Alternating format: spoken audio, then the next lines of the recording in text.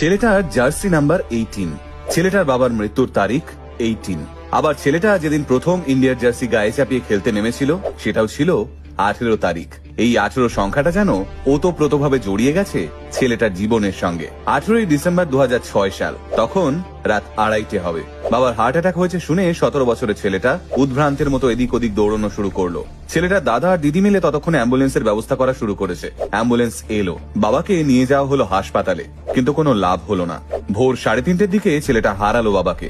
এদিকে পরের দিন সকালবেলায় রঞ্জি ট্রফির মতো টুর্নামেন্টে কর্ণাটকের বিরুদ্ধে ব্যাট করতে নামার কথা ছেলেটার।